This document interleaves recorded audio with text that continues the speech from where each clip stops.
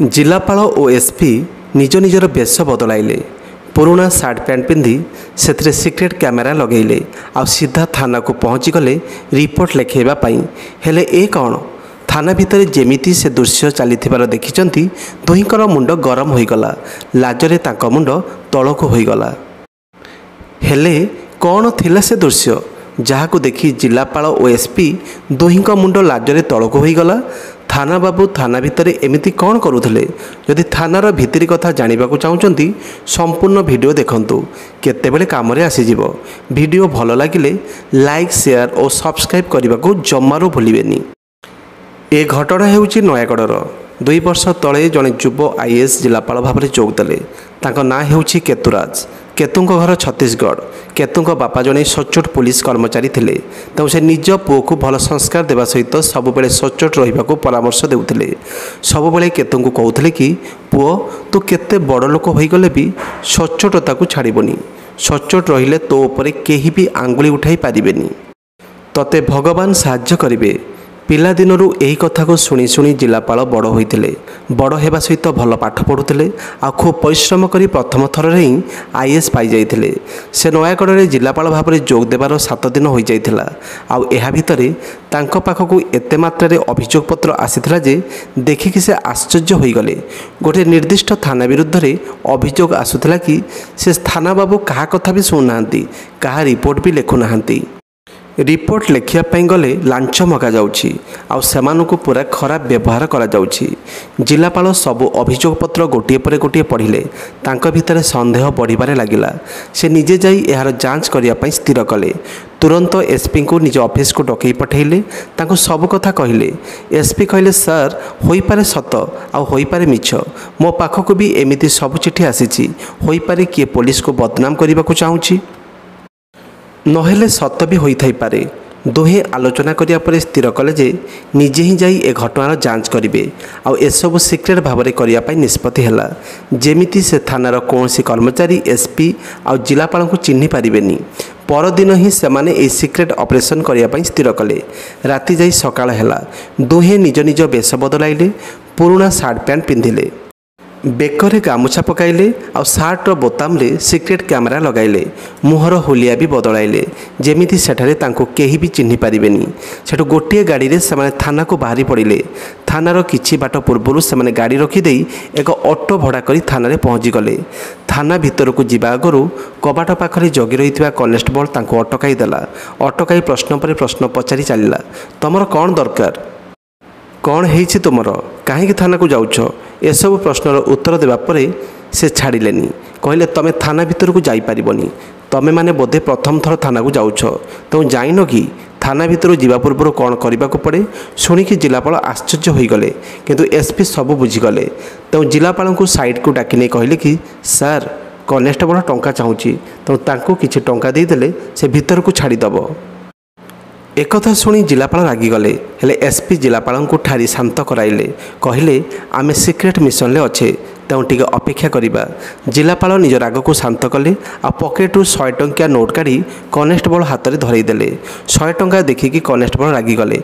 कहले तमे मते कौन भाविच कि मु कौन भिकारी, मते 100 टंका दौच? सेठू जिलापाल निज पकेटू आउ 100 टंका काढ़ी से कनेस्टेबल को धरई दे कहले कि आम पाखरे आउ बेसी टंका नाही, आमे गरीब लोक, रिपोर्ट न लिखेले बहुत असुविधा हेबो, दयाकरी भितर को छाड़ंतु। सेठू कनेस्टेबल चुपचाप 200 टंका पकेट्रे पुराई कहले कि ठीक अच्छी भितर को जाओ, भितर सार बसिछंती, से तुम रिपोर्ट लिखिदेवे। सेठू जिलापाल और एसपी भितर को गले। जेमिति से थाना बाबू चाम्बर को पशिचंती से दृश्य देखी जेमिति चमकी पड़िले। थाना बाबू टेबुल उपरे गोड़ धोई बसचंती। सार्ट बोटाम अधा खोला होई रहिछि। टेबुल उपरे रहिछि मद बोतल और पानी। ता सहित कैदी माने बाबूंकर गोड़ मुड़ुछंती। देखिकी तो जिलापाल रागरे लाल पड़गले।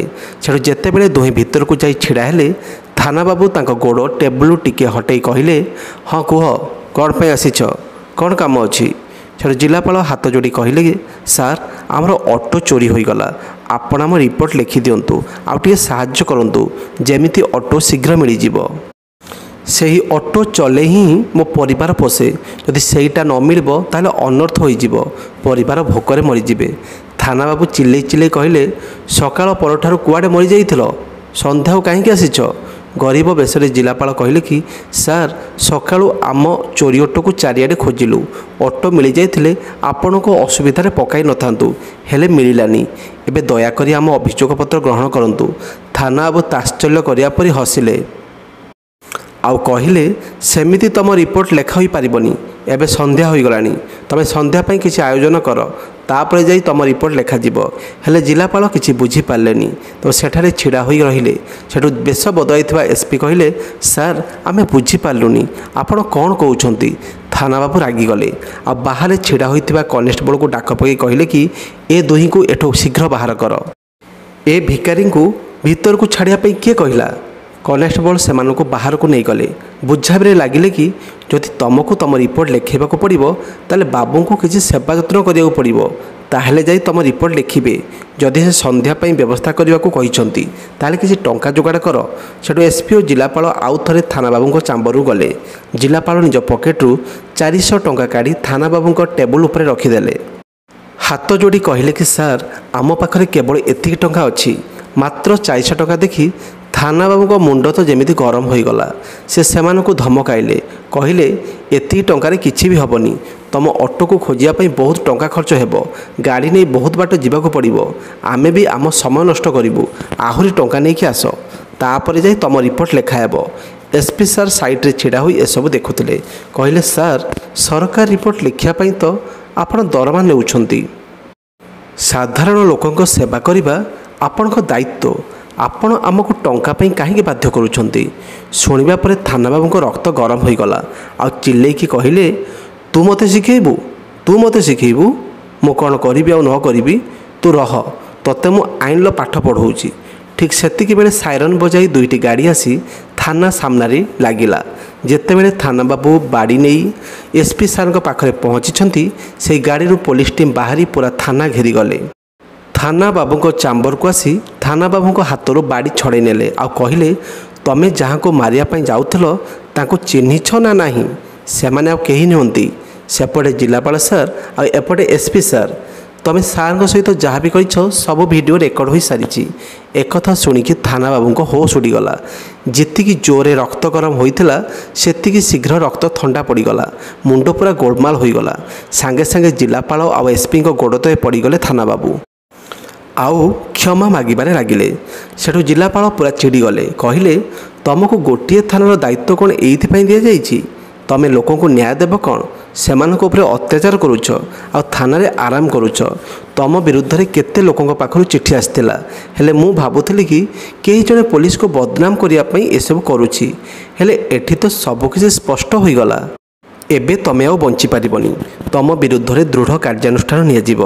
ସେଠୁ ଜିଲ୍ଲାପାଳ ଏସ୍ପିଙ୍କୁ ନିର୍ଦ୍ଦେଶ ଦେଲେ କି ତୁରନ୍ତ ସେ ଥାନା ବାବୁଙ୍କୁ ସସ୍ପେଣ୍ଡ କରିବା ପାଇଁ।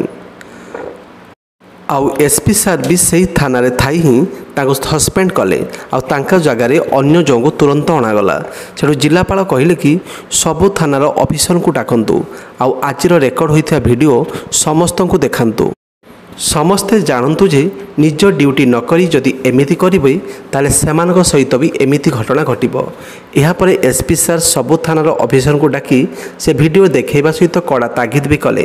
କିଛି ପୋଲିସ ଅଧିକାରୀ ଭିଡ଼ିଓ ଦେଖି ହସିବା ସହିତ ଆଉ କିଛି ଲଜ୍ଜିତ ଅନୁଭବ କରୁଥିଲେ। ଜିଲ୍ଲାପାଳ ବି କଡ଼ା ସ୍ୱରରେ କହିଲେ କି ଆଜିଠୁ ଯଦି କୌଣସି ଥାନାରେ ବି ଏମିତି ହେବ ତାହେଲେ କାହାକୁ ବି ଛଡ଼ାଯିବନି।